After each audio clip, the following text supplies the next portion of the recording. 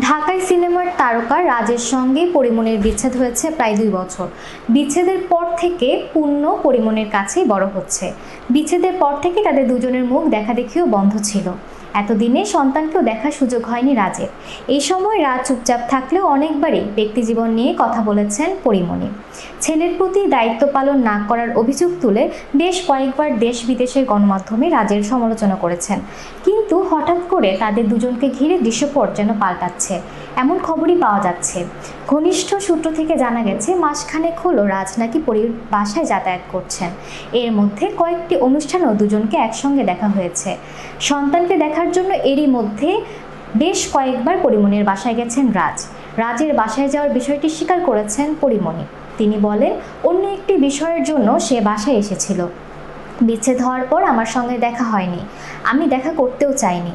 বাসায়ও আসা মানা ছিল তার, কিন্তু হঠাৎ করেই কিছুদিন আগে আমার বাসায় এসেছিল। সেই সময় বাসা থেকে যাওয়ার আগে গুরুত্বপূর্ণ কাগজপত্র আমার বাসায় রয়ে গিয়েছিল। কয়েকজনকে সঙ্গে নিয়ে বাসায় এসেছিল। কাগজপত্রগুলো আমি যত্ন করে রেখে দিয়েছিলাম। এসে নিয়ে গেছে। বেশ অনেকক্ষণই ছিল, এলে তো আর বের করে দিতে পারি না। ছেলের সঙ্গে দেখা হয়েছে কিনা জানতে চাইলে অভিনেত্রী বলেন, হ্যাঁ, দেখা তো হবেই, তারও তো সন্তান পূর্ণ। আমি রান্না করেছিলাম, সবাই মিলে একসঙ্গে খাওয়া দাওয়া করেছি, এই আর কি। দুজনের মধ্যে সম্পর্কের জায়গাটা শীতল হয়েছে বলা যাবে কি?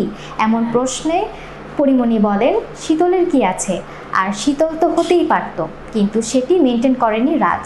এই শহরে অনেকেরই তো বিচ্ছেদ হয়েছে, হয়। সন্তানকে ঘিরে কি বিচ্ছেদ বাবা মায়ের সঙ্গে দেখা হয় না? সন্তানকে ঘিরে সুন্দর সময় কি কাটে না বাবা মায়ের? কিন্তু রাজের বিষয়টি ভিন্ন।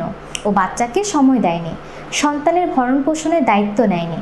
শখ করেও কোনোদিন সন্তানকে খেলনা পর্যন্ত কিনে দিতে দেখলাম না। ঠিকমতো খবরই তো রাখেনি। আমার মনে হয় সন্তানের মর্মই ও বোঝে না। তিনি আরও বলেন, কয়েকদিন তো দেখলাম রাজ পূর্ণকে কোলে নিতে চাইলে ওভাবে রাজকে বাবা হিসেবে চিনতে পারে না এখন। অথচ আগে রাজ ছাড়া পূর্ণ কিছুই বুঝতো না। এটি রাজের জন্য নির্মম। এই নায়িকার মন্তব্য, সব কথার শেষ কথা, রাজের সাফল্যেও আমার কিছু আসে না, ব্যর্থতাতেও নয়। সে তো আমার জীবনে অতীত, সে এখন আমার কাছে ঘৃণার পাত্র। পরি বলেন, অনেক কিছুই তো শুনি রাজকে নিয়ে।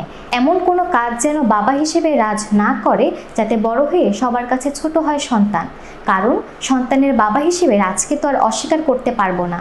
তিনি বলেন, মায়া আছে বলেই তো বাসায় ঢুকতে দিয়েছি, হাজার হলেও সে আমার সন্তানের বাবা। তাই বলে সে চাইলেই সবসময় বাসায় আসতে পারবে না। তার প্রতি আমার ঘৃণা থাকতেই পারে, তবে সে যেখানেই থাকুক ভালো ভালো কাজ করুক, ভালো থাকুক। কারণ সন্তানের জীবনের জন্য বাবাকেও ভালো থাকতে হয়।